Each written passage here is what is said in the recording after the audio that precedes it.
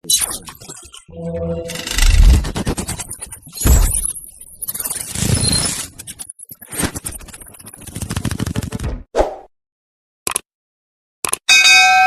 Everyone, welcome to my channel ML learnings. So आज हम लोग नंबर सिस्टम का लेक्चर 7 में बात करेंगे एलसीएम के बारे में। बट उससे पहले एलसीएम क्या है उसके बारे में जान लेते हैं थोड़ा कि एलसीएम क्या है। LCM is nothing but least common multiple. इसका मतलब क्या है, सपोज कोई भी नंबर हम लोगों ने क्या लिया यहाँ पे एबीसी, तो एबीसी का एलसीएम क्या है, द लोएस्ट और मिनिमम और least number which is completely divisible by A, B and C. इसका मतलब क्या है कि एबीसी का अगर एलसीएम निकालना है तो ऐसा एक नंबर, मिनिमम नंबर हम लोगों को फाइंड आउट करना है जो क्या है, ए से भी डिविजिबल है, बी से भी डिविजिबल है एंड सी से भी कंप्लीटली डिविजिबल है। तो मैंने यहाँ पे एक एग्जांपल लिया है कि 6, 12 एंड 24 का एलसीएम क्या है, 24 है।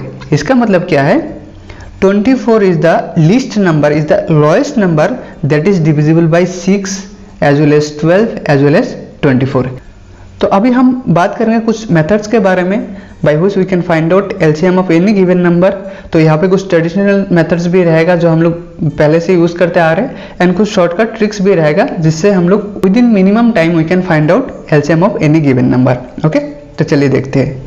तो सबसे पहले हम लोग बात करेंगे प्राइम फैक्टराइजेशन मेथड के बारे में। The same method I use for HCF also. मैंने वहां पे बताया कि कैसे एक नंबर का प्राइम फैक्टराइजेशन किया जाता है। So after doing prime factorization 12 can be written as 2 into 2 into 3, 18 can be written as 2 into 3 into 3 and 24 can be written as 2 into 2 into 2 into 3।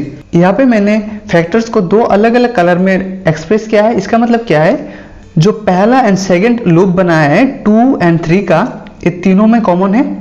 मतलब 2 एंड 3 जो है वो 12, 18 एंड 24 में कॉमन है। यहाँ पे और एक लूप बनेगा 12 एंड 24 के बीच में जिसमें 2 एज ए कॉमन आएगा। But in case of ACF हम लोग वही फैक्टर्स कंसिडर किए थे जो तीनों में ही कॉमन है।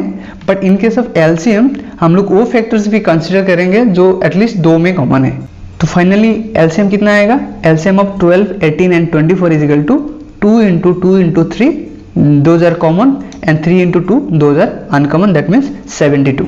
तो नेक्स्ट हम लोग देखेंगे कि शॉर्ट डिवीजन मेथड से कैसे एलसीएम को निकाला जाता है। तो मैंने यहाँ पे एक एग्जांपल लिया 24, 48 एंड 64। इसका एलसीएम निकालना है by which method, short division method. तो सबसे पहले इसको पुट करते कि 24, 48 and 64 all are even number, तो will be divisible by 2, 12 times, 24 times, 32 times।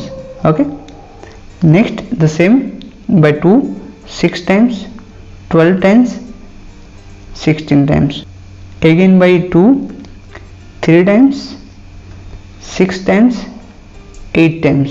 now between 3, 6 and 8 there is no common factor, but there is a common factor between 3 and 6 and 6 and 8, so we will be dividing differently। so for 3 and 6 I will be dividing by 3, the 3 will go 1 times here, 2 times here, so here it will be remain as it is।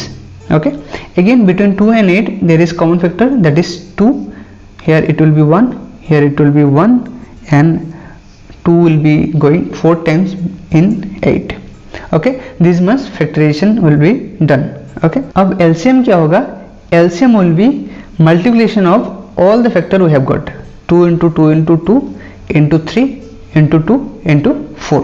now 2 into 4 is equal to 8, 8 into 3 is equal to 24, 24 into 8 is equal to 24 into 8 is equal to 192। so finally LCM of 24, 48 and 64 is equal to 192। that means 192 will be completely divisible by 24, 48 as well as 64। Okay, तो अब हम लोग कुछ ऐसा tricks के बारे में बात करेंगे by which we can find out LCM of any given number within a very short period of time. तो इसके लिए मैंने क्या किया, यहाँ पे एक एग्जांपल लिया। यहाँ पे हमें 3, 9 एंड 21 का एलसीएम निकालना है। तो सबसे पहले हम लोग क्या करेंगे, will identify the largest number among the given numbers। so यहाँ पे क्या है, 21 is the largest number among the given numbers, those are 3 and 9। so अब क्या करेंगे, 21 का डिविजिबिलिटी चेक करेंगे बाय 3 एंड बाय 9। यहाँ पे क्या है, 21 is completely divisible by 3, that is why we will cut 3. But 21 is not completely divisible by 9. तो हम लोग क्या करेंगे, यहाँ पे 9 एंड 21 का कॉमन फैक्टर क्या है, मैक्सिमम जो हाईएस्ट कॉमन फैक्टर है वो है 3. तो 3 into 3 is equal to 9, 3 into 7 is equal to 21. तो यहाँ पे क्या है, 3 एंड 3 कॉमन आ रहा है, जो कॉमन नहीं आ रहा है वो क्या है 3.